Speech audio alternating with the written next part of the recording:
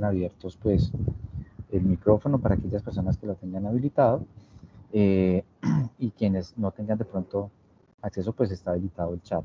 Sandra, muchas gracias, me escribiste ahí por el chat que me ves y me estás escuchando bien. Entonces, de antemano, pues les quiero ofrecer excusas por el retraso hoy. Tuve un compromiso muy temprano en la mañana que lamentablemente se dilató y me impidió que pudiera estar con ustedes a la hora pues pactada y que habitualmente tenemos para el desarrollo de esta sesión. Entonces, pues les agradezco la comprensión y quería preguntarles con John en la sesión pasada hasta qué tema llegaron para poder darle continuidad al proceso. Alguien que me pueda indicar, por favor.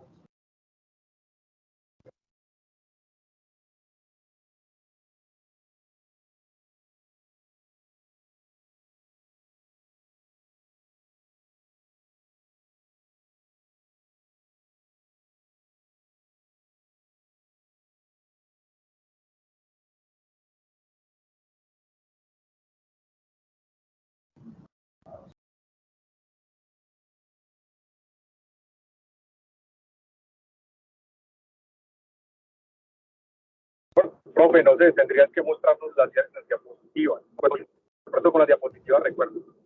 Ok, Edison, ya, entonces voy a ponerla. Voy a quitar mi cámara para mejorar la conexión, porque la verdad donde estoy, de pronto el internet no es muy estable, para darle mejor posibilidad a observar la presentación. Un segundo, por favor.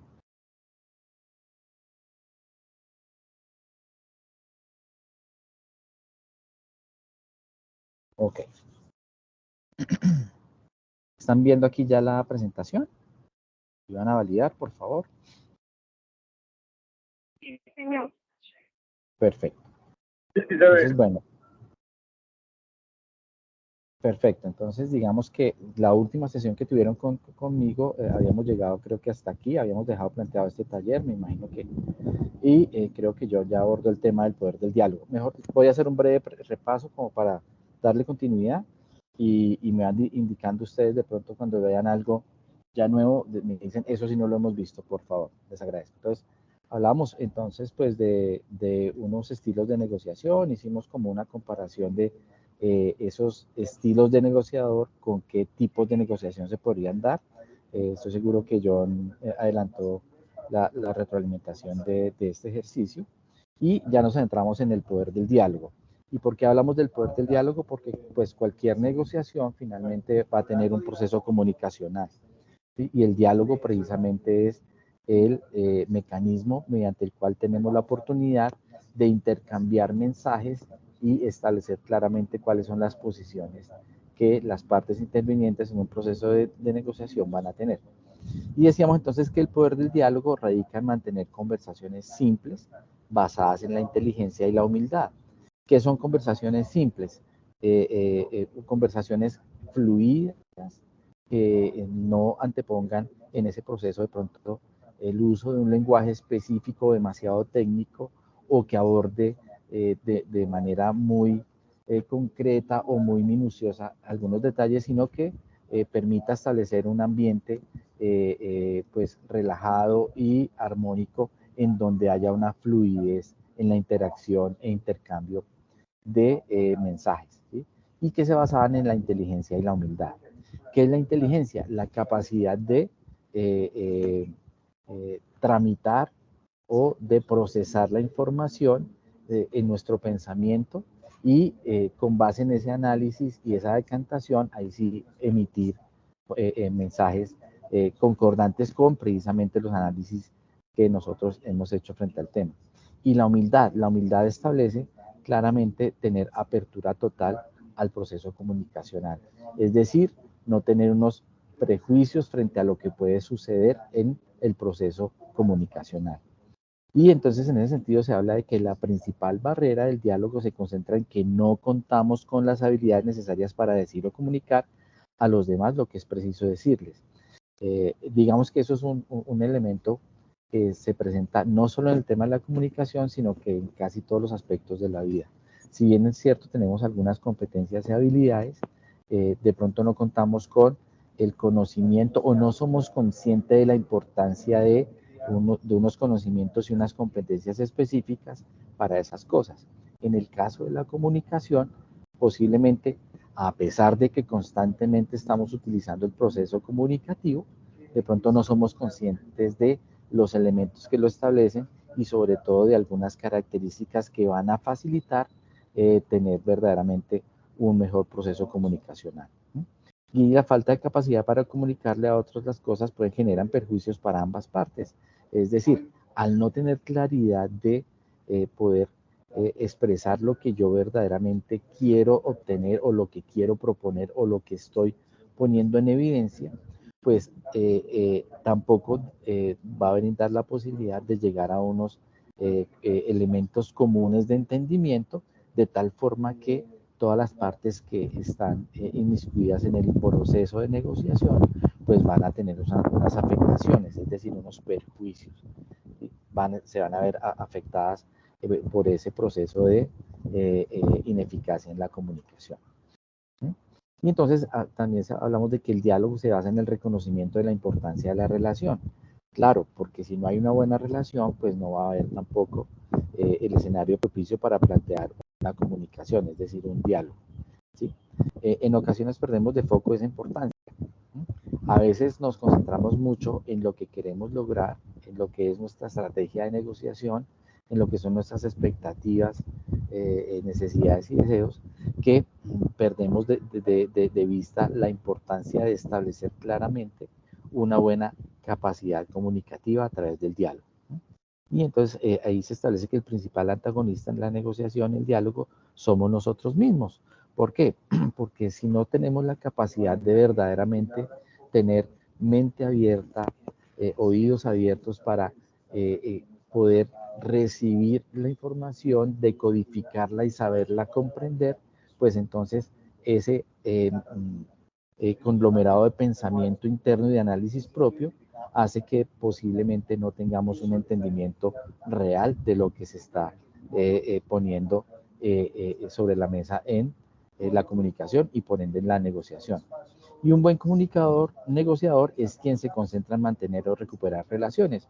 ¿Por qué? Porque al sostener la relación, finalmente es que se propicia el escenario para que haya intercambios. Y como lo veíamos por allá al principio, pues cualquier negociación lo que busca es tener un intercambio, primero comunicacional, para entender cuáles son las expectativas que cada una de las partes que interviene en el proceso de negociación tienen, y en el abordaje y trámite de ese proceso, poder entender claramente qué estoy dispuesto a dar y qué voy a recibir en ese proceso de intercambio. Entonces, es importantísimo mantener la relación, a pesar de que hemos visto algunos tipos de negociación y tipos de negociadores que posiblemente no le asignan gran capacidad de poder o importancia al tema del sostenimiento de la relación, por entender que posiblemente el beneficio que van a alcanzar lo acotan a un proceso muy puntual y no perdurable en el tiempo, y pues en la realidad se dan esos tipos de negociación ya en un abordaje al proceso de la negociación, desde la optimización de lo que sería un ideal de negociación, pues siempre va a ser adecuado mantener o recuperar las relaciones, porque precisamente esa relación es la que me permite tener interacción entre las partes, ¿no? Y entonces en ese proceso también se contrastaba otro tema, otro concepto, que es la guerra de mensajes. Y esa guerra de mensajes entonces consiste en el enunciado y envío durante la conversación de mensajes cargados emocionalmente. Es decir, y con esto no quiere decir que nosotros los seres humanos tengamos que meter en un congelador nuestra parte emotiva.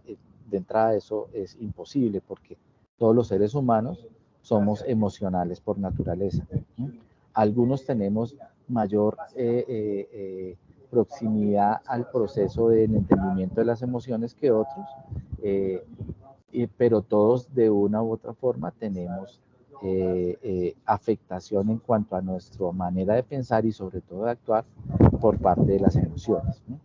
Entonces, pero cuando no tenemos control sobre esa emocionalidad y cuando entramos a un proceso comunicacional a través del diálogo, en un proceso de negociación, si nos volvemos presa de la emoción, posiblemente no estamos acudiendo a establecer un escenario propicio o relacional para llevar de adecuada manera el proceso de negociación. Entonces, la guerra de mensajes establece que cuando hablamos o las partes que intervienen en la negociación, los mensajes que dan los tienen cargados emocionalmente con la intención de justificar o hacer valer la posición propia de cada bando. Es decir, anteponemos nuestras necesidades, expectativas, deseos y emociones al beneficio propio y no entendemos verdaderamente cuál es la configuración del beneficio mutuo que nos va a permitir obtener lo que estamos buscando, pero al mismo tiempo que las otras partes intervinientes se sientan satisfechas en el proceso de intercambio porque también consiguen en el relacionamiento obtener el nivel de ganancia o de beneficio que en sus expectativas tienen. Y entonces la guerra de mensajes se concentra en la defensa propia, es decir, siempre estoy anteponiendo en la negociación lo que yo quiero, lo que yo busco, la forma en que yo lo quiero hacer, por encima de establecer verdaderamente un escenario armónico en donde todas las partes participantes obtengan beneficios, ¿sí? Y en la argumentación de la justificación y la protección del criterio individual, es decir, yo solo tengo la razón, mis condicionantes y mi manera de entender la problemática o el negocio es el que verdaderamente tiene sentido y desecho posiblemente el abordaje que tengan las otras partes en el proceso de negociación. Pone en alto riesgo la conservación de la relación, claro, porque es, digamos que, un diálogo en donde únicamente se está escuchando la propia voz, no se está dando lugar a entender y comprender la visión de todos los participantes en el proceso de negociación. Dado que el cruce de mensajes puede ir a uno u otro bando, claro, como lo dije hace un rato, tiene perjuicios, es decir, tiene afectaciones entre todas las personas que intervienen en el proceso de negociación. Por tanto, al entender que no se están teniendo en consideración mis expectativas, mis posiciones, mis puntos de vista, pues yo me estoy sintiendo afectado, me estoy sintiendo lesionado en lo que es mi propio criterio y entendimiento de mi participación en el proceso de negociación. Desplaza la conversación a la confrontación, a la enemistad, entonces ya no se vuelve verdaderamente un proceso fluido de intercambio de conceptos, de mensajes, de argumentos, de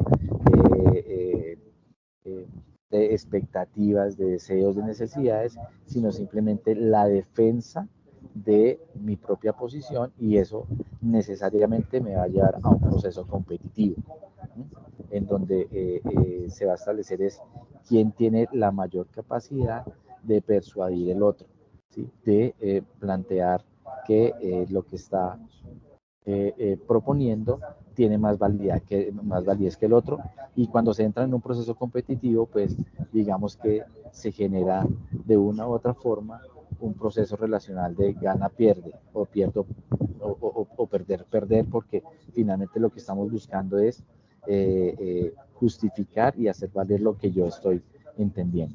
Y eso obviamente conduce a la enemistad. ¿Y qué es la enemistad? Pues precisamente el mancillamiento a esa confianza que consolida la duración de la relación en el tiempo. Entonces, era importante conocer el tema de la guerra de mensajes, y antepuesto a esa guerra de mensajes, entonces aparece el diálogo de aprendizaje. Y el diálogo de aprendizaje, entonces, lo establecemos que se concentra en poner en blanco nuestras presunciones, es decir, lo que les decía hace un rato, quitar de antemano en nuestra mente esos pasos adelante que posiblemente hemos dado, que nos sesgan nuestro entendimiento y nuestro nivel de comprensión. Entonces, el diálogo de aprendizaje lo que busca es poner toda nuestra capacidad mental y sobre todo nuestra capacidad auditiva para, primero, recibir el mensaje de manera abierta, sin ningún tipo de sesgo o prejuicio, para después analizarlo de manera también adecuada, ¿cierto? De tal forma que dejamos a un lado el pensar que conocemos las causas y detalles del asunto o problemática que abordamos en la conversación. Es decir, un poco dejar de pensar que uno ya sabe para dónde van las cosas o que yo ya me las sé todas, ¿sí? Por ahí hay una frase que dice que el pensar que uno se las sabe todas es el primer paso hacia el fracaso. Es decir, el diálogo de aprendizaje se concentra en brindarle espacio a que surjan las condiciones adecuadas para que el nivel de oportunidad se establezca. Y en ese proceso de intercambio, a través de una comunicación verdaderamente fluida, poder comprender de manera profunda y clara lo que las partes verdaderamente están exponiendo. El diálogo de aprendizaje entonces también acude a desaprender de la experiencia del evento. ¿Qué quiere decir eso? Posiblemente dejar a un lado los elementos que han venido afectando el proceso comunicacional y únicamente concentrarse en lo que en el momento se está tratando, en el diálogo expedito y puntual de lo que se está tratando. No cargarlo de una serie de condiciones que posiblemente se han venido estableciendo durante el proceso comunicacional, de tal forma que podamos abordar de manera amplia los detalles, argumentos, emociones y posturas de las partes. Es decir, el diálogo de aprendizaje lo que nos busca es también confrontarnos a un escenario mucho más abierto de observación y comprensión. No solo del mensaje verbal que nos está dando el interlocutor o los interlocutores o las partes, sino también los mensajes que su lenguaje corporal, ¿cierto? La forma en que también expresa lo que expresa, el uso del tono, la dicción, el ritmo en la conversación. Eso también nos va dando mensajes y señales de cómo está la otra persona y qué verdaderamente lo está motivando a decir lo que está diciendo. De tal forma que también me permite establecer cuál es la postura de cada una de las partes que está interviniendo. Y como lo decíamos hace un rato, pues el diálogo de aprendizaje se basa en la humildad estratégica. Y esa humildad estratégica pues tiene tres elementos bien importantes a entender. El primero, pues reconocer que no nos la sabemos todas, un poquito lo que les decía hace un rato, que les decía incluso la frase de que pensar que no la sabemos todas es el primer paso hacia el fracaso.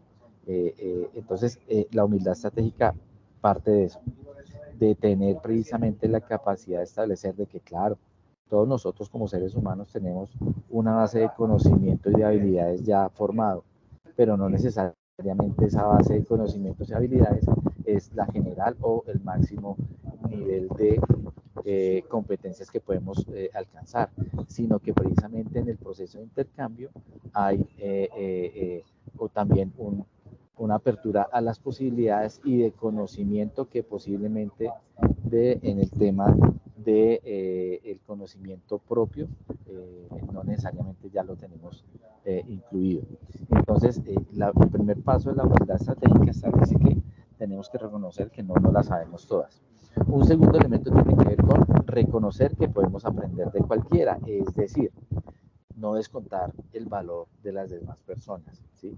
Todas las personas, sin importar su condición, su posición, su origen, su nivel de conocimiento o de habilidad, es valiosa y tiene cosas que aportar. Y que de ese proceso de intercambio de aportes, pues nosotros podemos obtener aprendizajes. Y en ese sentido, precisamente, el tercer elemento de la humildad estratégica nos dice que es imposible no aprender. El aprendizaje es infinito, en el sentido de que precisamente la vida es diversa, volátil y ambigua, entonces todavía es imposible ya tener respuestas para todo. Entonces, siempre cualquier situación, y sobre todo en la negociación, nos establece un espacio, un escenario de aprendizaje muy importante. Y ese diálogo de aprendizaje, pues entonces exalta la conservación y edificación de la relación por encima de la defensa de las justificaciones. Eso no quiere decir que en ese proceso de diálogo de aprendizaje nosotros no pongamos de manifiesto lo que estamos buscando, ¿sí? Cuál es nuestra estrategia de negociación y cuál es nuestro poder de negociación, ni mucho menos, sino que lo contrasta y lo lleva verdaderamente a un escenario en donde todas las partes que están interviniendo en la negociación tengan entendimiento y comprensión de lo que precisamente todas las partes están poniendo en consideración y lo que está en juego en medio de la negociación. De tal forma que se edifica la relación, porque todos se entienden comprendidos, todos se entienden participantes del proceso de negociación y todos entienden a su vez que en ese proceso, al mismo tiempo que van a obtener ganancias, también van a tener que tener la disposición de otorgar algo a cambio para poder obtener eso que se está buscando. Entonces, digamos que equilibra el proceso relacional de la negociación, lo que permite precisamente conservar y continuamente edificar la relación. Entonces, en ese proceso, se establece entonces que en las dinámicas de negociación, pues se torna difícil precisamente por lo dificultoso y el bajo nivel de competencia que tenemos para establecer adecuadamente comunicaciones adecuadas, ¿cierto? Entonces, ese abordaje, esas negociaciones se torna difícil y entonces hay unos determinantes que otorgan ese nivel de dificultad, que puede ser la razón, la intencionalidad, la responsabilidad, la emotividad y la imagen propia. Y en ese sentido, entonces, cuando estamos abordando un proceso de negociación en donde la discusión se centra sobre la razón, aquí hay un comparativo entre el abordaje desde la óptica de la guerra de mensajes y el abordaje desde la óptica del diálogo de aprendizaje. Entonces, cuando en la discusión el tema central es quién tiene la razón, en la guerra de mensajes se supone que conozco y sé todo lo que necesito para comprender el suceso o problema. Es decir, yo me las sé todas, yo ya conozco cuáles son todas las aristas de la problemática o de la situación que se está conversando o abordando. Y entonces descuento que todo lo que venga allí yo ya lo tengo comprendido y lo que venga es adicional y que no va a tener sentido. Y entonces ese propósito va a ser convencer que yo tengo la razón, ¿sí? Lo que yo considero es lo que va a tener justificación por encima de lo que las demás partes intervinientes en la negociación van a proponer y van a exponer. De manera paralela, el diálogo de aprendizaje, cuando hablamos de la razón, supone que cada parte percibe de manera diferente y tiene información diversa para plantear sobre la problemática, es decir, le da cabida a la oportunidad de tener diferentes maneras de abordar y comprender la situación. Y posiblemente hay datos y consideraciones muy importantes que las partes desconocen. Claro, yo, como parte interviniente en el proceso de negociación, tendré un ámbito de conocimiento sobre la situación, pero reconozco que ese ámbito, que por más que yo haya intentado consolidarlo de manera muy integral, puede estar sujeto a variación por la evidencia de otros datos y consideraciones que pueden ser relevantes en la discusión. Entonces, desde el enfoque del diálogo de aprendizaje, el propósito cuando la discusión gira en torno a la razón, su propósito es conocer la versión de cada quien y encontrar la manera de comprender al otro. Y si todas las partes que están interviniendo en el proceso de negociación y comunicacional para esa negociación llegan a entender ese propósito común, pues entonces va a haber una comprensión mutua, lo que va a permitir llegar a unos acuerdos de manera mucho más ágil y sobre todo unos acuerdos más benéficos o con sentido de beneficio para todos los que intervienen en el proceso. Ahora, otro abordaje tiene que ver con la intencionalidad, cuando ese proceso de intercambio comunicacional se enmarca en la intencionalidad. La guerra de mensajes, en la guerra de mensajes, supone conocer la intención que tuvo la otra parte en el suceso o problema, es decir, uno ya va pensando que sabe cuál es la intención que tiene la otra parte o las otras partes que están negociando. Entonces uno ya tiene un prejuicio o un prejuzgamiento de cuál es la posición o la intención que tienen las demás partes en relación con la negociación que se está dando. Y no le da cabida precisamente a contrastar verdaderamente cuáles son esas intenciones, sino que las proyecta de acuerdo con su propio entendimiento. Entonces, en ese sentido, de la guerra de mensajes, en cuanto a la intencionalidad, ese propósito se establece en dejar claro que lo que hicieron fue erróneo o equivocado. Es decir, como yo ya tengo supuestamente entendida cuál es la intención del otro y la contrasto con lo que es mi intención, la descarto porque vuelvo, insisto, en que yo soy el que tengo la razón y mi verdad y mi intención es la verdadera intención adecuada en el proceso de negociación.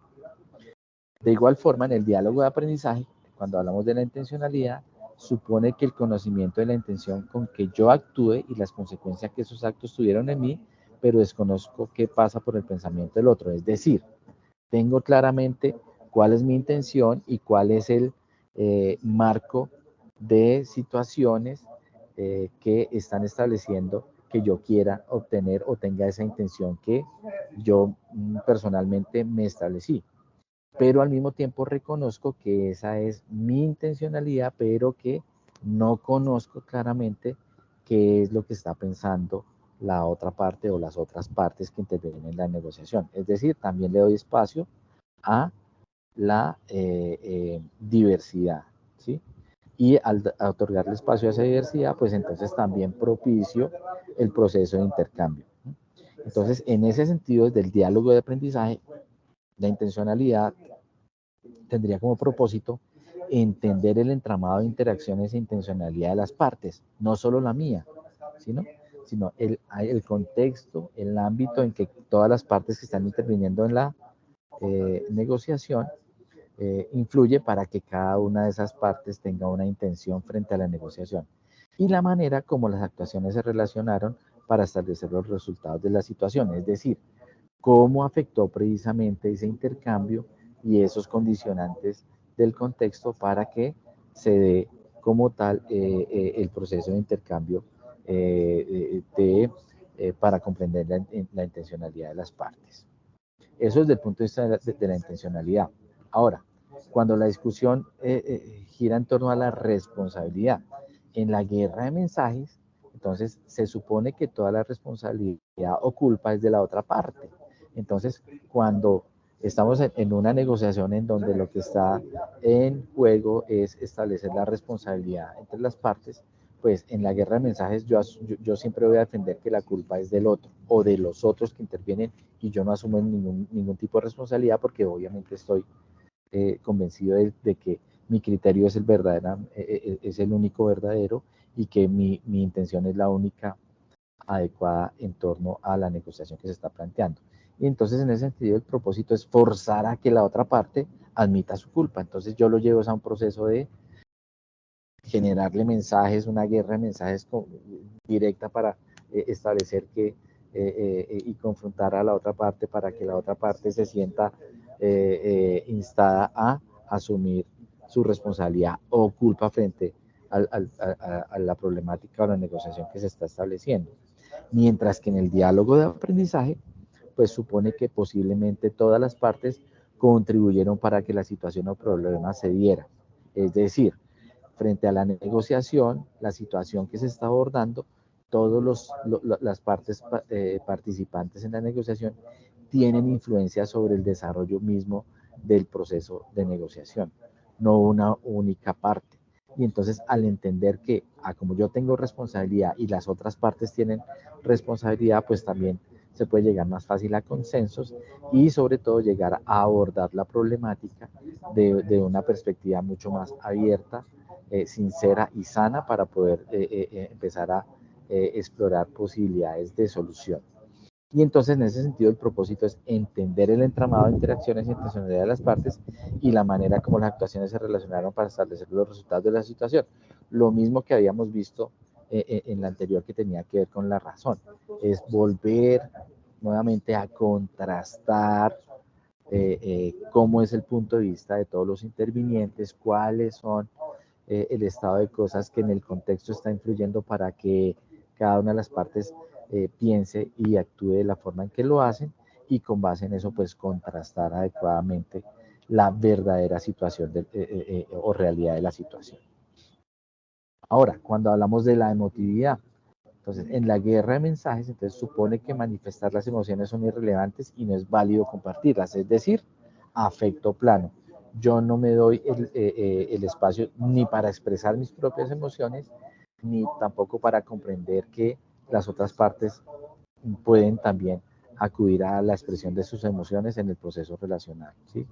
El propósito es dejar a un lado las emociones en el tratamiento del conflicto problema, es decir, quitarle la parte emotiva al proceso relacional para centrarse únicamente en la parte fáctica. Y generalmente, cuando hablamos de negociación o de interacciones entre personas, falsamente nos hemos creado la idea de que las emociones las tenemos que dejar a un lado, porque el abordaje de las situaciones tiene que ser mucho más pragmático y formal. Pero resulta que, como se los dije hace un rato, todos los seres humanos tenemos una parte emotiva, una parte emocional que juega directamente e influye directamente en la toma de decisiones que cualquier proceso de negociación conlleva en su proceso. De tal forma que en la guerra de mensajes entonces no le damos cabida a la emocionalidad, no, entonces tampoco estamos dispuestos a entender y comprender el lenguaje no corporal o las señales que nos dan los interlocutores o las partes intervinientes en la negociación respecto de cómo es su situación emocional frente a la negociación que se está estableciendo. De otra parte, pues el diálogo de aprendizaje supone que las emociones son determinantes en la confrontación y son generalmente muy complejas. Se deben abordar adecuadamente para comprenderlas. Es decir, en el diálogo de aprendizaje se entiende que los seres humanos y las partes intervinientes en cualquier negociación y en cualquier proceso de intercambio comunicacional están afectadas por las emociones. Entonces, las identifica para comprenderlas y para darles adecuado tratamiento, no desecharlas per se, sino darles adecuado tratamiento. Y en ese sentido, el propósito es poder abordar las emociones de ambas partes sin juicios, culpas, sin intenciones negativas, para reconocer los sentimientos de las partes antes de abordar el problema. Es decir, claro, finalmente el diálogo de aprendizaje también lo que quiere hacer es apartar el tema emocional del tema pragmático del abordaje de la situación, pero sin pasar por encima de ese proceso emocional, sino que darle un adecuado tratamiento que permita precisamente equilibrar el proceso y que las partes se sientan cómodas al dejar a un lado sus emociones, pero en el entendido de que fueron comprendidas y que fueron manejadas adecuadamente a través de unos procesos de empatía y de reconocimiento, y precisamente al bajar el nivel de influencia que tienen esas emociones que necesariamente se van a presentar en el proceso de negociación, porque las negociaciones se hacen entre personas, ¿sí? Pero al dejarlas adecuadamente abordadas, se logran superar y dejar a un lado para enfrentar ya de manera mucho más tranquila, en un escenario mucho más adecuado, el proceso ya formal de establecer los elementos de la negociación o de la confrontación que dentro de la negociación se puedan dar. Eso es ahora, desde la imagen propia, ¿cierto?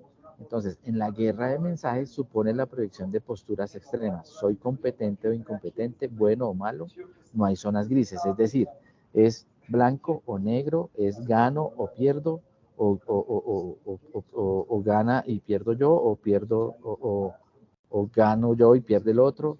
No hay matices, sino que solo hay una posibilidad de dos polos completamente diferentes frente al tema del proceso de comunicación y de negociación en torno al la situación que se está abordando. Y entonces, ¿cuál es el propósito? Pues preservar mi autoimagen a como de lugar, es decir, pase lo que pase, yo voy a salir incólume y mi imagen personal, mi proyección personal, me aferro a lo que yo quiero proyectar y no hay manera de que ninguna de las consideraciones que sucedan dentro de la negociación cambie o afecte mi imagen propia. Mientras que en el diálogo de aprendizaje supone la complejidad de cada parte, reconoce que nadie es perfecto, se puede analizar ampliamente la diversidad. Entonces también tiene que ver con la humildad, ¿no es cierto? Entender que no todas las personas necesariamente piensan igual que yo, que no todas las personas proyectan su imagen y su entendimiento de lo que es el relacionamiento social de la misma forma que yo, sino que hay diferencia y hay diversidad, y que esa diferencia y esa diversidad es respetable porque precisamente en ese proceso de intercambio entre diferentes maneras de entender el mundo surge precisamente la capacidad de contrastar lo que soy con otros entenderes, otros saberes, otros conocimientos, y incrementar nuestro aprendizaje y sobre todo resaltar el valor de los demás. Entonces, en ese sentido, el propósito es comprender la identidad de cada parte, edificar la proyección de nuestra imagen hacia una más integral. Es decir, no ser quizás un producto terminado en el que así soy yo y punto, y si así les gustó bien, y si no, pues de malas, sino que verdaderamente de manera constructiva empiezo a establecer cuál es verdaderamente mi proyección de imagen, pero sobre todo cómo puedo ir edificando y exponenciando de mejor manera precisamente eso que quiero cultivar como imagen personal. Y en ese, no sé si hasta aquí, qué pena que no los he escuchado, ¿esto lo vieron con John? ¿O algo de lo que repasé es nuevo? ¿O hasta aquí vamos?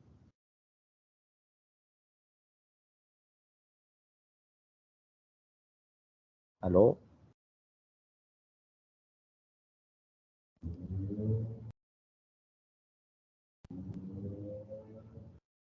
¿Aló?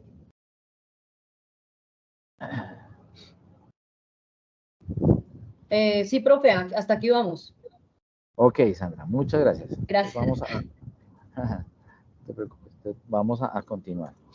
Entonces, una vez mirando este tema y esta contrastación entre lo que es la guerra de mensajes y el diálogo de aprendizaje, en este proceso que hemos denominado el poder del diálogo, que es fundamental en los procesos de negociación, porque obviamente cualquier proceso de negociación lo que busca es tener un intercambio,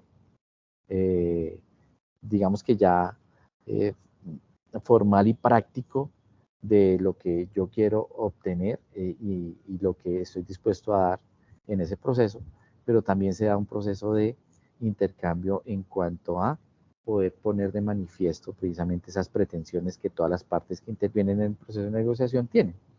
Y el elemento más fundamental para ese proceso es la comunicación, ¿sí?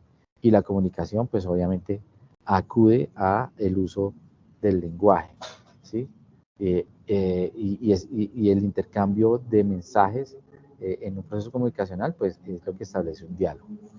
Entonces, ese diálogo, el poder del diálogo establece precisamente en cómo tenemos capacidad de establecer un proceso comunicacional que sea ágil, eficaz, abierto para verdaderamente, primero, comprender lo que todas las partes que intervienen en una negociación están exponiendo, para luego de esa comprensión también poder aportar lo que nosotros tenemos como expectativas, necesidades, deseos, y poder ser también comprendidos, y en ese proceso fortalecer el proceso relacional que va a permitir sostener la relación en el tiempo y mejorar obviamente el proceso de beneficio mutuo entre todas las partes que intervienen en la negociación. Bueno, entonces, dicho eso, entonces ya vamos a pasar, digamos que ya comprendimos cuáles son como los elementos claves de la negociación, vimos algunos tipos de negociación, algunos estilos de negociadores, ya entendimos que el proceso comunicacional es muy importante en cualquier tipo de negociación.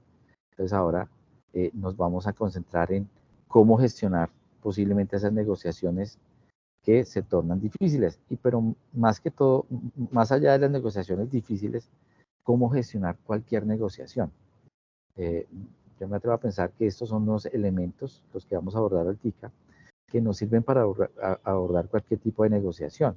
Porque si bien es cierto, hace un rato vimos que no tenemos que tener preconcepciones o sesgos al momento de abordar las negociaciones, eso no quiere decir que nosotros no gestionemos las negociaciones y las preparemos o planifiquemos, en el entendido de que todos esos elementos que hasta aquí hemos visto, pues tenemos que ser conscientes de ellos y empezar a proyectar adecuadamente cómo hacer ese proceso relacional para que esa fluidez en el intercambio se garantice y pueda llegar a unos acuerdos adecuados. Entonces, esa gestión de las negociaciones difíciles, pero más allá de las negociaciones difíciles, me atrevería a pensar de todas las negociaciones, en este caso estamos proponiendo 5 pasos específicos, ¿cierto? Entonces, ¿esto qué quiere decir? Que antes de confrontar el proceso de negociación con las partes que hacen parte de ese escenario, pues es importante tener en cuenta estos 5 elementos. El primer elemento tiene que ver con establecer un contexto adecuado. ¿Y qué es el contexto? Lo que circunda la situación en la cual se va a dar la negociación. Entonces, para poder establecer ese contexto adecuadamente, pues primero yo tengo que proyectar qué es lo que quiero lograr a través de esa negociación, ¿cierto? O cuál es el propósito que va a tener esa negociación. Entonces, antes de enfrentar el escenario específico de la negociación de intercambio, pues hay que definir el qué, ¿sí? ¿Qué voy a hacer? ¿Sí? En segunda instancia, ¿por qué lo voy a hacer? Entonces, recuerden que al principio veíamos que nosotros teníamos un poder de negociación y ese poder de negociación está establecido, cimentado por precisamente la necesidad, deseos y expectativas que yo tengo por suplir algo que entiendo, requiero obtener. Entonces, al definir este primer paso del qué y el por qué es precisamente contrastar frente a esa necesidad, frente a esa expectativa, frente a ese deseo, qué voy a hacer, por qué lo voy a hacer, el para qué, es decir, cuál es el propósito, cómo lo voy a hacer, es decir, cómo va a ser el escenario, ¿ah? Cómo lo voy a abordar, cuándo, cuánto y dónde, ¿cierto? ¿Cuándo es cuándo lo voy a hacer? ¿Cuándo es el momento propicio, más adecuado, que permita precisamente establecer el escenario más indicado para poder llevar a cabo ese proceso de intercambio dentro de la negociación? ¿Cuánto? Es decir, ¿cuánto tiempo voy a destinar? Posiblemente qué recursos requiero yo para poder hacer adecuadamente bien ese proceso relacional de negociación. ¿Y dónde? Es importantísimo. ¿En dónde va a tener lugar el proceso de negociación y intercambio comunicacional? ¿Por qué? Porque, como lo decíamos hace un rato, toda negociación está inmersa en un contexto, ¿sí? En un entorno, y ese entorno, y precisamente al desarrollarse en la negociación a través de personas, ese entorno establece unas influencias que tienen directa implicación en nuestra parte emocional. Y ya vimos que las emociones sí tienen incidencia en el proceso de negociación y sobre todo en el proceso comunicacional. Entonces también es muy importante cuando abordamos el tema del contexto, definir en dónde va a tener lugar la conversación que va a permitir el diálogo relacionado con la negociación que estamos abordando. ¿Sí? Influir en el cómo, cuándo y dónde realizar la conversación. Es decir, ser muy concienzudo en establecer cómo voy a establecer la conversación, cuándo y dónde, vuelvo, insisto, ¿sí? No solo reparar en esos detalles, sino cómo voy a influir en el cómo, es decir, cómo voy a abordar la situación, cómo la voy a ambientar, cómo va a ser mi lenguaje, cómo va a ser mi capacidad de escucha, cómo va a ser mi capacidad de reaccionar, cómo va a ser la manera en que yo voy a manejar la presencia de las emociones, el cuándo, en qué condiciones de tiempo voy a abordar el proceso de negociación, que tenga el suficiente tiempo, que no se me cruce con ningún otro pendiente, que verdaderamente el tiempo que yo asigne o coordine con las demás partes intervenientes en la negociación sea adecuado para poder desarrollar como tal todo el proceso de diálogo y de comunicación que requiere la negociación. Y el dónde, vuelvo, insisto, cómo va a ser ese contexto, ¿cierto? Que no haya, que sea un lugar o un contexto sin interrupciones, sin mayores influencias, que tenga los recursos adecuados para poder llevarse a cabo y que tenga las condiciones propicias para poder llevar adecuadamente el proceso relacional. En ese sentido también del contexto, pues preparar lo que quiere decir y por qué, ¿sí? ¿Qué es lo que yo quiero ver? ¿Cuál es el mensaje que yo verdaderamente quiero brindar? ¿Cuál es el mensaje que yo quiero que verdaderamente se comprenda? ¿Sí? ¿Y por qué quiero que ese mensaje se decodifique de esa manera? Es decir, vuelvo, insisto, y tiene que ver con el primer punto que hace un rato abordamos, el por qué tiene que ver con el propósito, con el para qué estoy haciendo yo esta negociación, ¿cierto? Entonces es importante establecer de manera previa qué es lo que voy a decir y por qué es importante decirlo.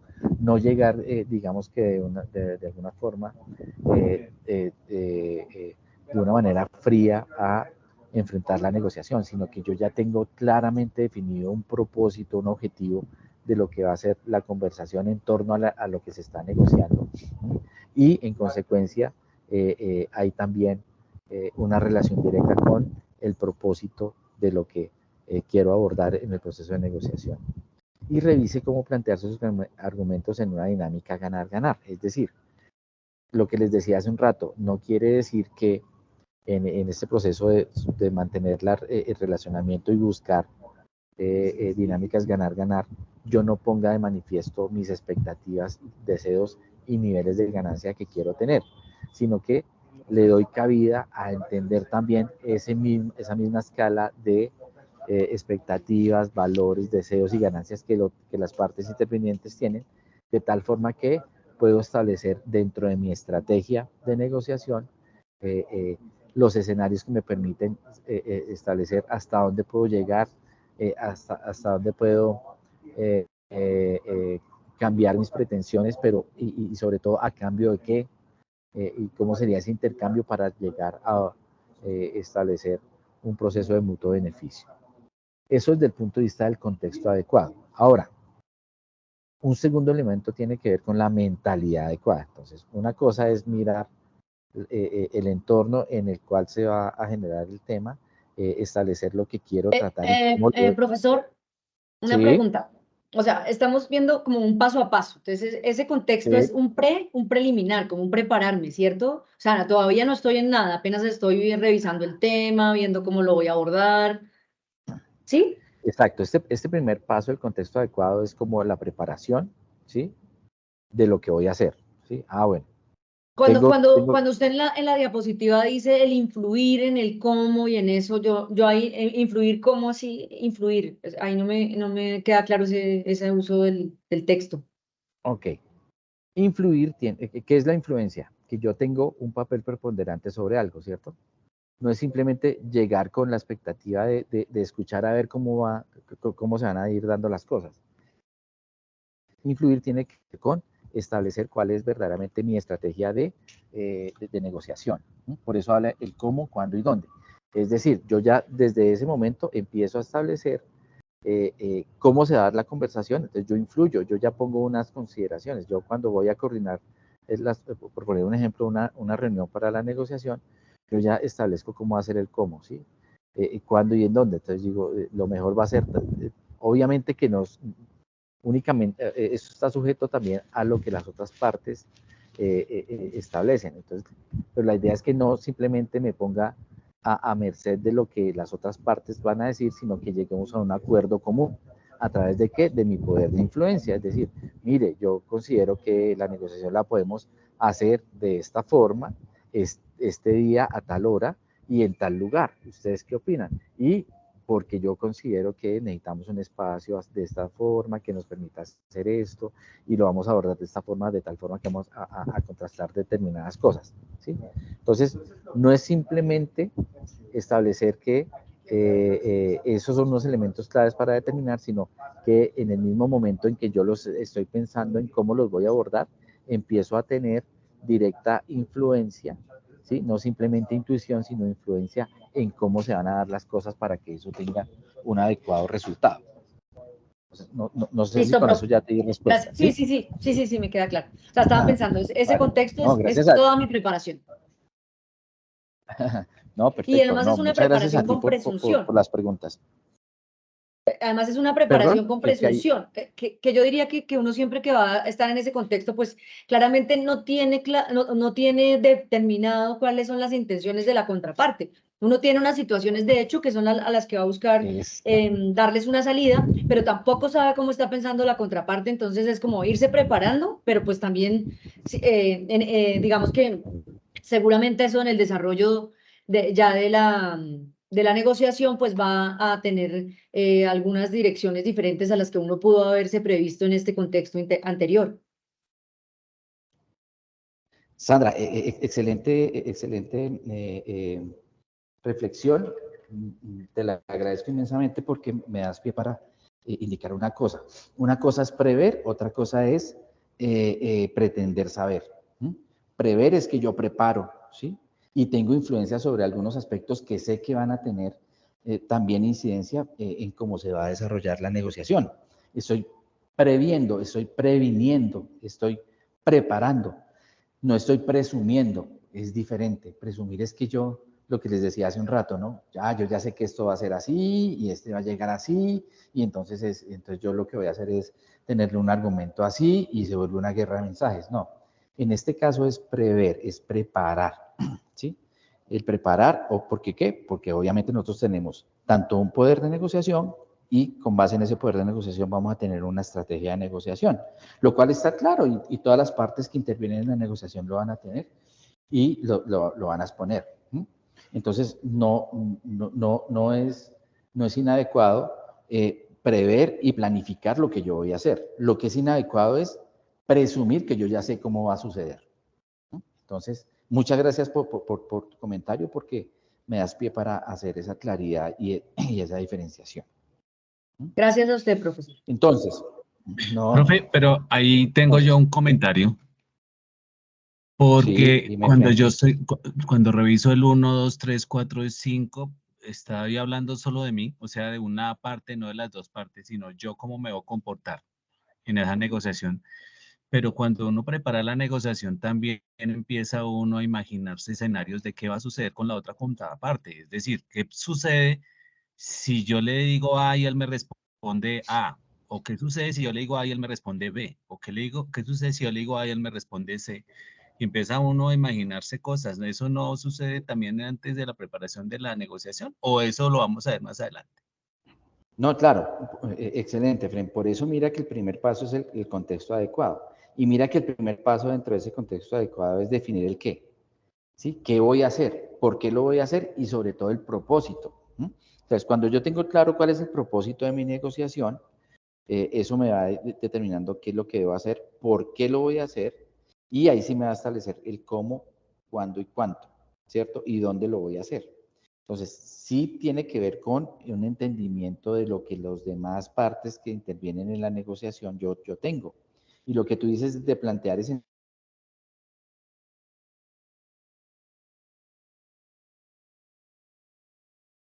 partido de un único escenario y decir, por acá es y eso así va a ser, y entonces yo me voy con una única manera de entender la situación y posiblemente mi estrategia de negociación va a estar muy acotada y si se me presenta algo que yo en ese proceso de preparación no preví, no tengo herramientas de cómo abordarlo.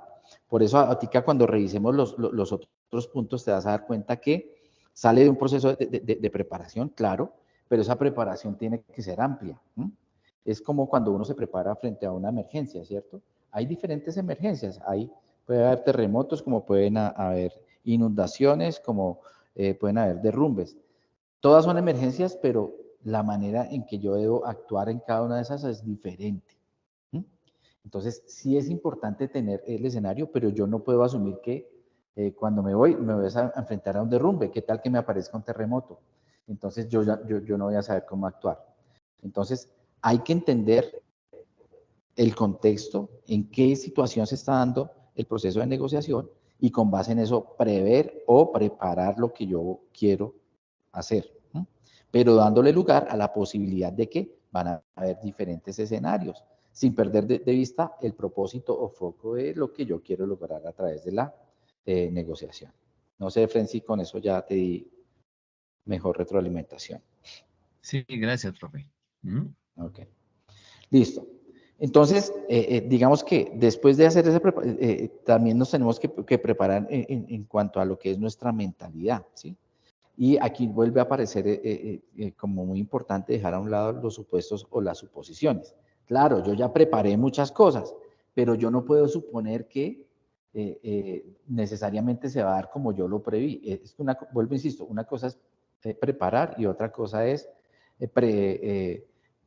presumir o suponer que se va a dar como yo ya lo proyecté. Entonces, mantener la mente abierta. Entonces, ¿qué quiere decir? Claro, yo de pronto llevo una estrategia, tengo definido cuál es mi poder de negociación, pero tengo que ir con la mente abierta, con ese proceso de humildad de establecer que primero tengo que comprender, ¿sí? Para poder verdaderamente analizar y llegar a un escenario verdaderamente real frente a lo que todas las partes intervenientes van a exponer. Y con base en eso, entonces ahí sí hacerme yo también comprender. Tenga en mente que ninguna de las partes es mejor que la otra. Eso sí que es importante, porque entonces uno a veces se va como con la intención de que yo soy superior o este es superior que yo voy en desventaja. No, cada quien tiene una estrategia y cada quien tiene un poder de negociación. Démosle precisamente la oportunidad al escenario para establecer cuáles son las pretensiones que cada parte tiene y verdaderamente comprenderlas y con base en esa comprensión establecer el real escenario de la negociación. Omita querer tener la razón, concéntrese en lograr un acuerdo mutuo. Claro, yo puedo tener razón en muchas cosas, pero hay que contrastar mi razón con la realidad de los demás, ¿sí? Entonces, cuando yo tengo de manifiesto llegar a un mutuo acuerdo y ojalá en una relación ganar-ganar, pues eso me permite ser versátil en cuanto a establecer cuál es mi postura y hacerla valer, ¿sí? O sea, no quitarle validez a lo que yo pienso, ni mucho menos, ¿sí? Pero contrastarla en el ámbito y en el escenario que la suma de todas esas posiciones, de todas las partes que intervienen en la negociación, genera. Eso es una realidad diferente. No es la realidad abstracta que yo de pronto pude haber proyectado en un escenario de preparación y de proyección precisamente de escenarios. Entonces, no es solo el contexto, sino que yo también internamente, y recuerden lo que hablamos hace un rato de que gran parte de los problemas de la negociación tiene que ver con que nosotros no tenemos las habilidades adecuadas para comunicarnos, tiene que ver con eso. Posiblemente a veces no ponemos o preparamos adecuadamente nuestra mente o nuestro pensamiento para enfrentar la negociación.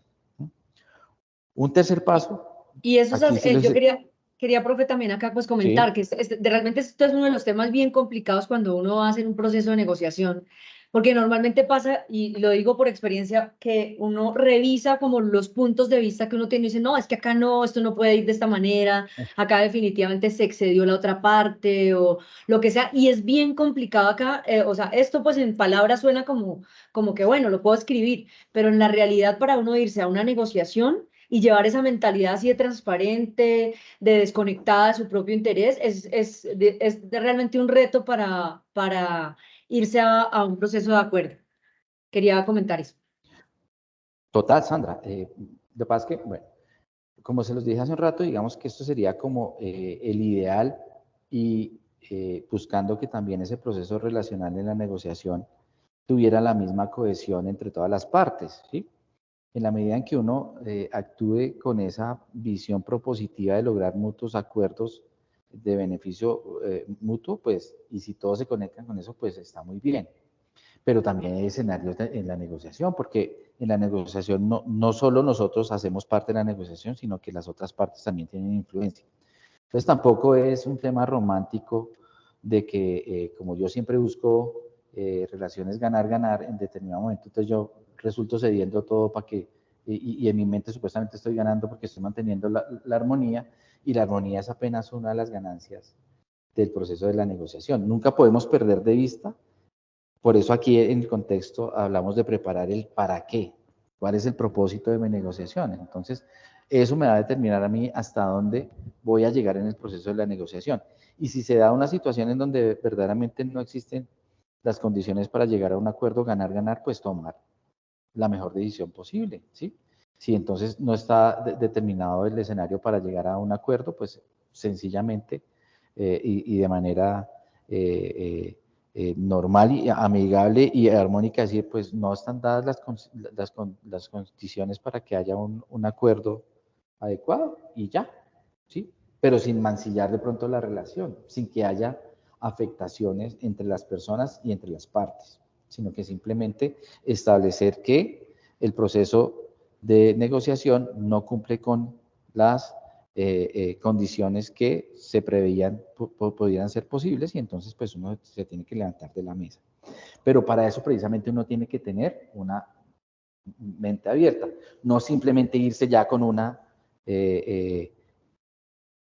específica, y si no me sacan esto, pues entonces no, porque entonces posiblemente uno está descontando la posibilidad de que se incorporen algunos elementos que hagan viable un acuerdo, sin que yo pierda el nivel de beneficio que yo quiero lograr. Entonces, pero sí es cierto y es bastante confrontador, Sandra, lo que tú planteas, ¿sí? Es bien retador, porque uno generalmente, cuando habla de negociación, eso casi que de una vez se le viene a uno el término competencia. Yo tengo que saber persuadir. De hecho, muchas de las cosas, de las nuevas tendencias, incluso en el marketing, hablan de la persuasión. Entonces yo tengo que tener la capacidad de persuadir al otro. Y sí, una negociación busca persuadir del otro de que lo que yo estoy ofreciendo es benéfico y que por eso también yo merezco recibir otras cosas, ¿sí? Pero no desde el punto de vista de la confrontación o la competencia, sino de llegar a acuerdos. Sí es retador, ¿sí? En eso estoy completamente de acuerdo contigo.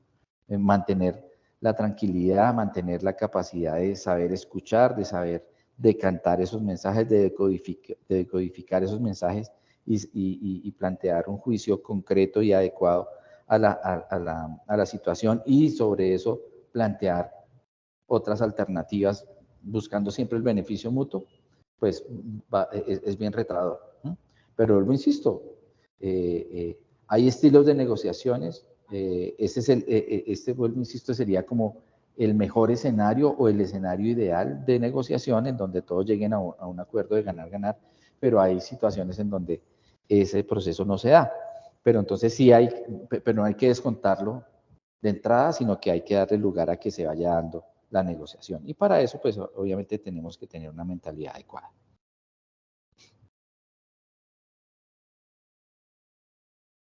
¿Te quedó resuelto ahí un poquitico la inquietud, Sandra? Gracias, profe. Sí, señor. Sí. Con todo gusto. El tercer paso es escuchar, escuchar y escuchar. Entonces, mire, primero preparamos tanto el contexto como nuestra capacidad mental, y ya de cara al proceso, pues primero hay que escuchar, escuchar y escuchar. Asigne plena atención a su interlocutor. Es la única forma de poder comprender el mensaje. Porque a veces nos pasa que uno está escuchando o está oyendo, pero no está escuchando. O solo escucha algunas cosas para uno poder justificar lo que quiere decir. Entonces, era lo que hablábamos un poquitico ahorita del diálogo de aprendizaje, es poner esa mente en blanco. Por eso es importante también preparar la mente para verdaderamente poder comprender claramente, primero recibir claramente lo que el interlocutor o las partes que están participando en la negociación quieren decir, para poderlo verdaderamente decantar y recibir en su verdadera expresión y dimensión. Espere a que la otra parte termine para intervenir, no lo corte, así sienta que usted tiene algo importante que decir. Ojo, eso es importantísimo, darle tiempo a las personas para que cierren el mensaje. Claro, yo sé que uno, y eso nos ha pasado a todos, uno a veces, una persona está hablando y uno coge algo y dice, uy, no, si no lo digo ahorita, entonces después pierdo el hilo. Pero si uno interpela al interlocutor, posiblemente está afectando el nivel de capacidad de comunicación del mensaje, porque posiblemente no le dimos el tiempo para que él cerrara la idea. Por otra parte, uno también puede afectar el proceso mismo del relacionamiento, porque la otra persona se va a sentir cortada, ¿cierto? O que no le están respetando el uso de la palabra. Entonces es importante guardar la calma. Yo sé que hay muchas personas que se extienden hablando, pero eso precisamente, por eso es lo importante de entender que las emociones influyen en el proceso relacional y comunicacional en torno a una negociación. Hay personas que hablan mucho o hablan muy despacio, o para decir algo tienen que decir muchas cosas para llegar, y de pronto hay otras personas que tienen una manera de expresarse de manera más sucinta, más puntual, más corta, más específica, más concisa. Entonces ahí es cuando uno tiene que precisamente acudir a nuestro autocontrol y entender que las otras personas son diferentes a nosotros y que tienen otra dinámica y tienen otra manera de comprender las cosas, y posiblemente su proceso comunicacional también va a estar afectado por esa manera de ser. Entonces, cuando uno hace eso, pues ya le baja un poquitico el estrés al tema y le da el suficiente tiempo y le otorga el tiempo para que cierre la idea de tal forma que uno también la puede comprender mejor, y sobre todo él también se va a sentir bien en el sentido de que le respetaron su derecho al uso de la palabra y le dieron el tiempo adecuado para poderlo expresar de la manera que él considera más pertinente. Empatice, conéctese genuinamente con la emoción de la otra parte, lo que les acabo de decir, ¿sí? No es que, como ahora les digo, que las emociones están de manifiesto en cualquier proceso relacional y de negociación, entonces ya, ay, sí, ahora me tengo que aguantar acá todo el derroche emocional de este. No. Cuando establecemos y entendemos que las emociones son importantes en los procesos comunicacionales y de negociación, no es simplemente reconocerlo, sino empatizar con eso, ¿sí?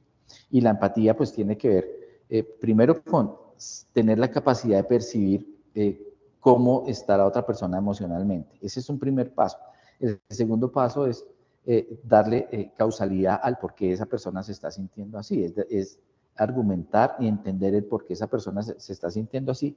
Y un tercer paso es, si yo estuviera frente a ese mismo nivel de entendimiento y contexto que esa persona tiene, si yo también me sentiría igual, ¿sí? Teniendo en cuenta que por más empático que uno quisiera ser, nunca va a vivir la realidad del otro, ¿sí? Porque el otro es completamente diverso a mí, simplemente que yo hago un esfuerzo genuino por querer comprenderlo y comprender su situación. Entonces, cuando hablamos de empatizar y conectarse genuinamente con la emoción de la otra parte, es saberla comprender. No simplemente, ay, sí, hay que darle lugar está estresado, entonces no concreta y entonces, bueno, dejémoslo. No, bueno, si está estresado es por algo, intentar comprenderlo, darle también manejo a la emoción de cómo sortear ese estrés. ¿Cómo se sortearía el estrés? Pues si la otra persona está estresada, pues yo tengo que estar más bien tranquilo, de tal forma que se equilibre el tema, ¿cierto? Darle tiempo, lugar, espacio para que pueda decir las cosas, que se relaje, ¿cierto? No simplemente esperar ahí y a efecto plano a ver qué sucede, sino que verdaderamente actuar en consecuencia con lo que estamos percibiendo. Y concéntrese en los aspectos que identifique y una a ambas partes, es decir, los conectores, los cohesionadores, ¿sí? En cualquier proceso de negociación hay puntos en común como unos puntos de desacuerdo. Los puntos de desacuerdo, claro que también hay que abordarlos, pero si nos concentramos en los puntos en común, pues eso va a facilitar el proceso de edificar, el proceso de llegar a acuerdos. Ese es entonces es el tercer paso. Un cuarto paso, mire que va acá, ¿cierto? Primero, preparo tanto el contexto, ¿cierto? Como mi mente. Después, antes de hablar, escuche. O sea, primero comprendo y después ahí sí establezco el tema. Ahora, si en la dinámica de negociación ya establecen que si yo tengo que arrancar por la discusión o la conversación, pues, ¿cómo se debe arrancar esa discusión? Porque, claro, aquí dice escuchar, escuchar, escuchar y es el paso 3, pero no necesariamente ya en la gestión como tal de la conversación, a mí me van a dar el espacio siempre de ser siempre el primero el que va a escuchar. Si yo soy el que tengo que arrancar la intervención, pues posiblemente la hago ambientando un poquitico las consideraciones que hay comunes que hay alrededor de la negociación, antes que empezar a establecer mi postura o qué es lo que yo quiero lograr, sino ambientar la situación que hay y de pronto propiciar el intercambio a través de preguntas, no tanto de decir lo que yo quiero, sino preguntar, haciendo preguntas poderosas. Eso lo vamos a ver también en el desarrollo del curso, cómo plantear o cómo preguntar adecuadamente. Entonces, el cuarto paso es comunique su postura claramente. Con calma reconozca las emociones y visión sobre la situación de la otra parte. Demuestra empatía, nuevamente, ¿cierto? Una cosa es percibir la empatía, aquí ya es reconocerla, ¿cierto? Y verdaderamente ponerme, lo que generalmente conocemos de la empatía, ponerme un poquito en el lugar del otro, ¿cierto? Extracte aquello que los une y resáltelo, ¿sí?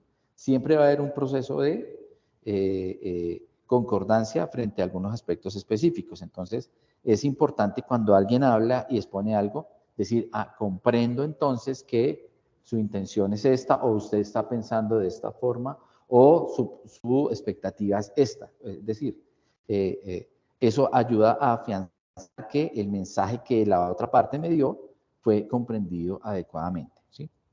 Y evite los hechos, no acuda a ambigüedades o inexactitudes. Es decir, puede que en ese proceso las partes puedan decir cosas que no son al lugar o que no tienen suficiente sustento. Eso hay que analizarlo, pero no lo confronte en el proceso porque inmediatamente va a deteriorar el proceso en el que se está dando la comunicación, ¿sí? Entonces, más bien nos concentramos en lo que quedó claro, en lo que hay mutuo entendimiento y mutuo interés, y sobre eso empiezo a desarrollar el proceso de intercambio comunicacional. Y por último, pues cuidar el lenguaje corporal, ¿cierto? El lenguaje corporal como tal es el establecimiento de lo que son nuestras emociones. Entonces, vuelvo, insisto, en el proceso comunicacional van a estar de manifiesto nuestras emociones. ¿Está bien que demostremos nuestras emociones? Sí, pero también ese proceso de demostración de las emociones tiene que estar acotado a unos procesos adecuados.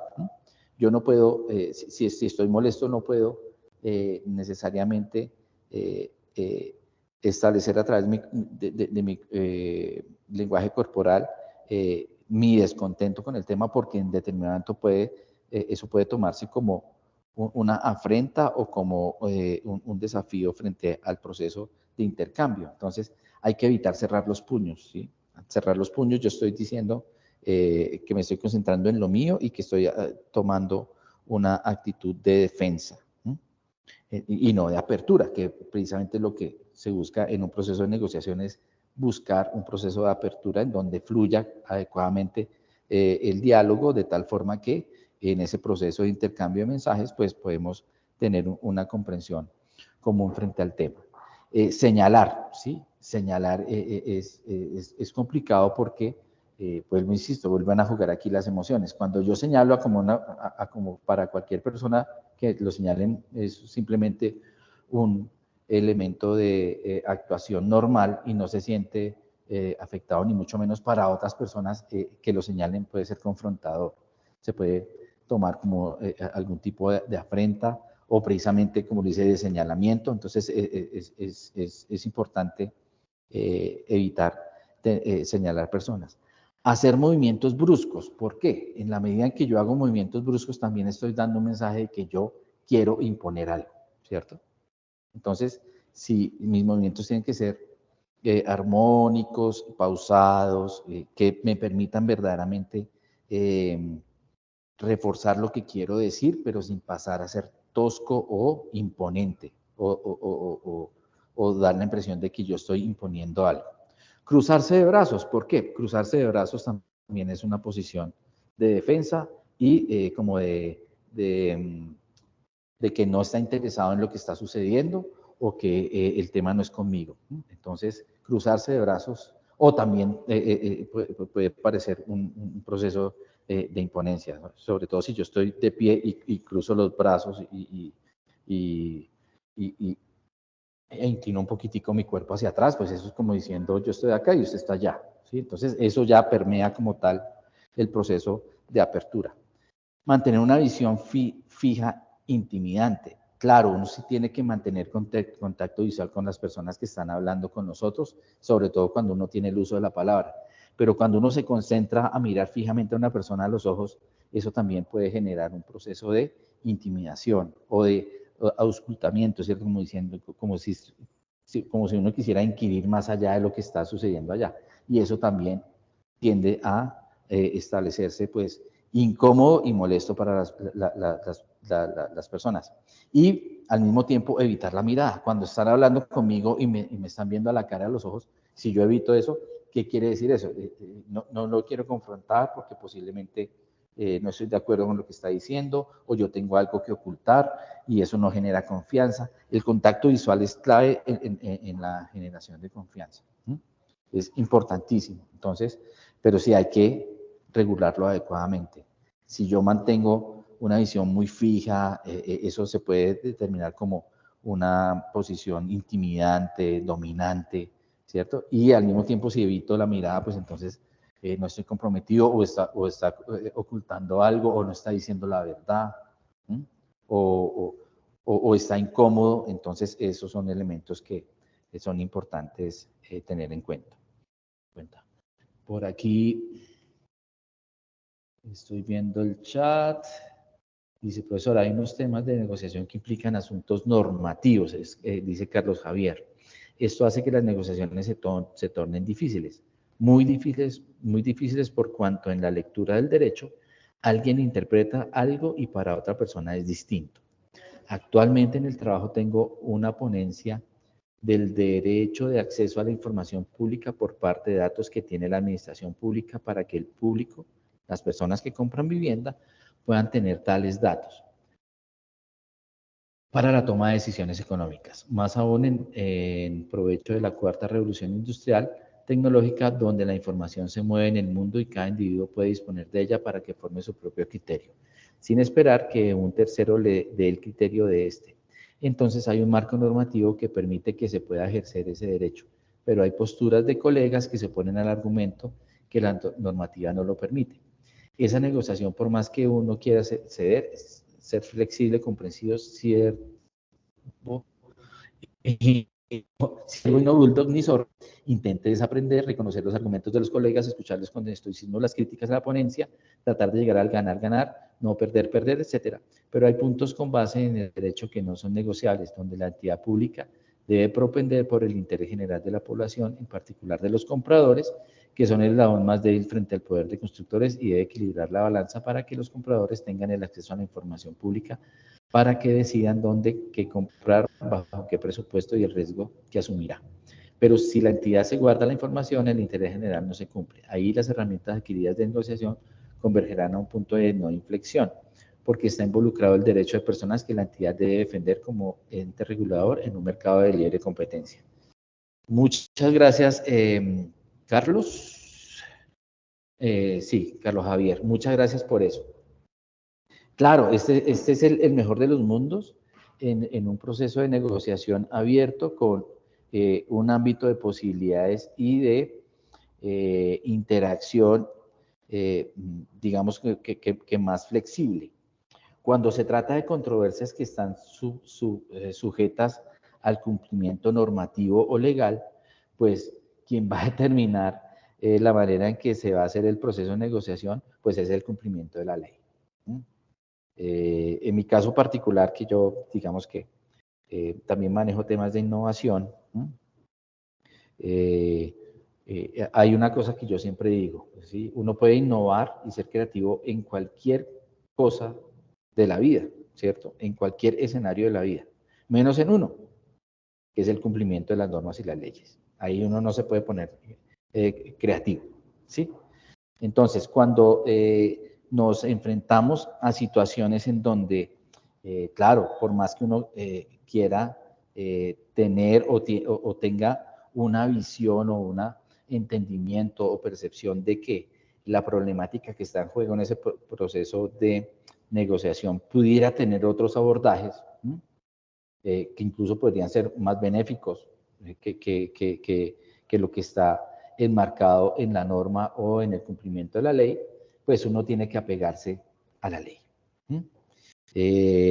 Hace poco en una consulta precisamente con un abogado, él decía que los asesoramientos legales nunca son de medio sino de fin, es decir, que siempre tienen que llegar a una respuesta determinada, establecida precisamente en el cumplimiento de las normas y las leyes que estén alrededor de la situación que se está abordando.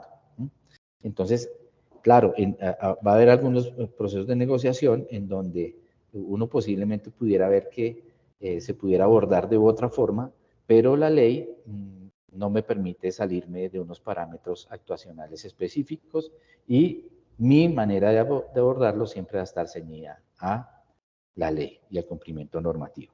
Entonces, Carlos, muchas gracias por eso. Digamos que en esos eventos, pues, importante, pues, hacer y llegar a la conclusión que la ley permita, sin mancillar ningún tipo de norma.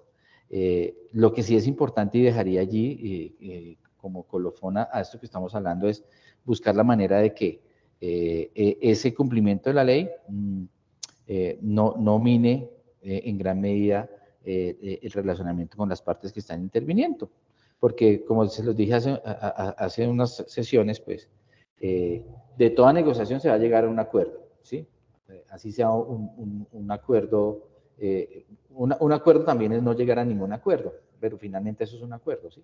Entonces, cuando no se llega a un acuerdo en donde las pretensiones de alguna de las partes están tenidas en cuenta, y en este caso, a través del cumplimiento normativo o legal, posiblemente alguna de las partes que está interviniendo no va a tener respuesta afirmativa a sus pretensiones, pues es sabérselo decir que no se le da respuesta afirmativa, pues porque hay una norma o una ley que establece que se tiene que hacer de esa forma, siempre en el marco del respeto y la empatía. Sería lo único que yo te podría agregar en ese caso, Carlos. No sé, Carlos, si con eso te queda un poquito absuelta esa interesante y muy al lugar reflexión que hiciste. Bueno, aquí está escrito. Así es, profesor, uno puede innovar. De lo contrario, si se hace las cosas igual, obtendrá iguales resultados. Gracias, profesor, por su punto de vista. Con todo gusto, Carlos. Por el contrario, muchas gracias a ti por la observación, que muy al lugar y que nos permite precisamente contrastar ese tema que posiblemente esta visión abstracta del deber ser de la gestión de las negociaciones, pues no alcanza a abordar en lo que es verdaderamente su aparición en los términos reales. Entonces, muchas gracias, profe, Carlos, a ti. Sí, profe, Sandra. yo sí quisiera agregar a eso, y es que claramente, sí, siempre va a haber, digamos, en el servicio público siempre va a haber un marco normativo, pero como estoy viendo acá, ¿alguien tiene el micrófono? ¿Me escuchan? Aló. Es que escuchaba un ruido ahí horrible. Sí, efectivamente sí, hay un marco normativo y en todo siempre hay unas reglas mínimas y unos derechos mínimos. Y creo que en el proceso de aprendizaje de una buena negociación o de una negociación que deje satisfecha a las partes y que de alguna manera logre la mayor equidad y la mayor igualdad en el resultado, pues obviamente siempre nos van a mantener en el respeto por el marco normativo, independiente que incluso tenga nuevas interpretaciones la norma. Siempre las interpretaciones deben ser también transparentes en eso y pues uno no podría decir que necesariamente una norma llega a una ambigüedad tal en la que uno no pueda llegar a un acuerdo que busque esa intencionalidad y esa finalidad normativa. Entonces, digamos que, claro, en los acuerdos todos esos elementos son importantes y a veces cuando uno en la práctica intenta hacer un acuerdo, se le olvidan todas estas reglas, pasa mucho. Y pasa mucho cuando uno se enfrenta a cualquier dificultad digamos, desde la silla en la que se encuentre.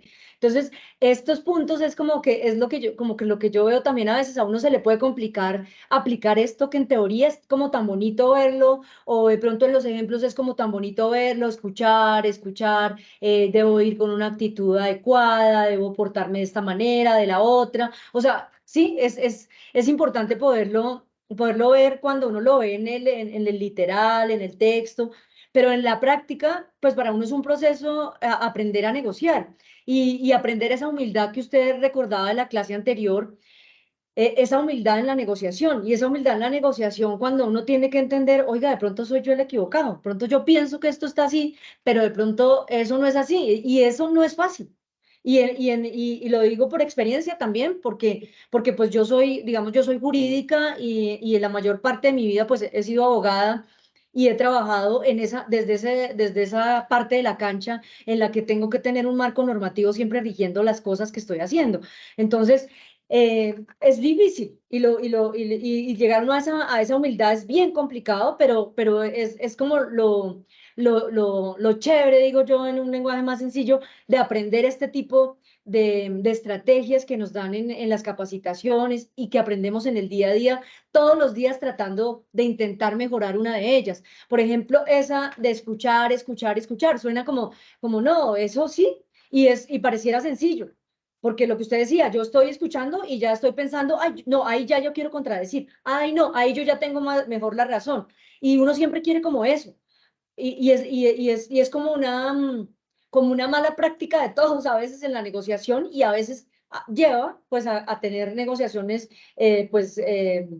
frustrantes o que no logran el objetivo final. Entonces creo que aprender todos estos elementos es una interiorización del día a día en cada una de nuestras acciones, no solo en nuestras acciones en el trabajo, sino en nuestras acciones en la familia, en el transporte, en el corredor, en el ascensor, en todas las partes donde nosotros estamos desenvolviéndolos, creo que uno empieza a aplicar como esas técnicas de negociación que ustedes nos están enseñando. Entonces quería como aportar eso también para este punto, profe. No, muchas gracias, Sandra. Excelente como lo abordas porque de una u otra forma nosotros nos la pasamos negociando. Claro, hay unos escenarios en donde la negociación está de manifiesto y hay un punto focal concreto sobre el cual estamos haciendo un intercambio para llegar a unos acuerdos finales. Pero lo que tú mencionas es claro, la manera como yo me comporto en la sociedad de una u otra forma es un intercambio y es un proceso de negociación. Como yo me comporto en el transporte público, en cómo otorgo el paso o no lo otorgo, eso es un proceso de alguna u otra forma de negociación. Y esos aspectos que tú resaltas, por ejemplo, ese tema de escuchar, en el tema, por ejemplo, legal, yo les pregunto, en un juicio, el juez, ¿qué es lo que hace? ¿Pregunta mucho o escucha más de lo que pregunta? Así es, profe. Sí, señor. Creo que el juez se la pasa es escuchando. Los que hacen las preguntas, pues va a ser el fiscal del caso y la defensa. Y él simplemente va a escuchar con total apertura para precisamente hacer los análisis del caso y contrastarlos en ese caso, obviamente, con un marco normativo y legal que él tiene que hacer cumplir. Entonces, claro, esto es una abstracción de la realidad y como cualquier proceso de abstracción de la realidad, pues apenas tiene en consideración algunas variables de lo que es esa realidad, pero en el día a día, en la realidad, pues las variables son mucho más amplias y nos van a proponer otras condiciones y consideraciones que hay que tomar. Pero lo que buscamos acá es tener como unos elementos transversales claves que nos permitan pues mejorar nuestro proceso de relacionamiento de negociación. Entonces, pues muchas gracias y por sobre esto. todo en eso, profe, que es verdad, para el juez puede resultarme incluso más sencillo, porque el juez es el juzgador, como, o el que hace el que hace las veces de árbitro, porque el que hace las veces, a ese sí que le queda fácil escuchar. Escucha una parte, escucha la otra, el juez lo mismo, el mediador también hace lo mismo, escucha el uno, escucha el otro, pero el reto más fuerte, claro, es cuando estamos digamos, a pares y tenemos que llegar a un acuerdo de esa manera. Ahí es donde se nos puede complicar porque tenemos que ejercer las dos cosas, como usted decía. Claro, esto es un contexto personal, pero por supuesto si yo voy a un acuerdo en el que tengo que también hacer propuesta, pues seguramente voy a ser escuchada y necesito ser escuchada. Entonces, es como, en ese creo que es el escenario, siempre va a ser un escenario un poquito más difícil porque es el escenario entre partes, en el que no tenemos un mediador y en el que no tenemos un juez o un negociador tercero que nos ayude a lograr un acuerdo final. Entonces, ahí pues nos toca jugar de las dos partes, o sea, una haciendo pues, creo que los ejercicios que usted nos está planteando en el día de hoy desde el contexto, la mentalidad, siempre lo debemos tener, pero seguramente tenemos que pensarlo que el otro también los debe tener y que en algún momento nosotros vamos a ser quienes interlocutemos o quienes empecemos a hacer ese liderazgo de la propuesta para ser escuchados y simultáneamente escuchar al otro, porque seguramente si el otro nos escucha claramente, pues nosotros vamos también a poder retroalimentar o podemos, el otro va a poder retroalimentarnos y nosotros también debemos escuchar eso para ver cómo quedó nuestra primera interpretación, porque seguramente eso va a cambiar en el camino. Así es, entonces se fundamenta en el primero comprender para luego ser comprendido. Es como un partido de tenis, ¿no? Yo primero me manda la pelota, la recibo y después también la envío, pero el otro también tiene que estar en disposición de recibir la pelota. Entonces, así más o menos funciona, pero siempre desde el punto de vista de primero entender para después ser comprendido. Entonces, pues Sandra, muchas gracias por eso, ya son las 12:03, vamos a dejarlo acá. El jueves retomamos el tema y pues agradeciéndoles nuevamente, les ofrezco excusas hoy por el retraso. Se nos acortó media horita la sesión, pero la vamos a ir compensando en las sesiones que quedan pendientes. Muchísimas gracias y feliz día para todos. Gracias, profesor.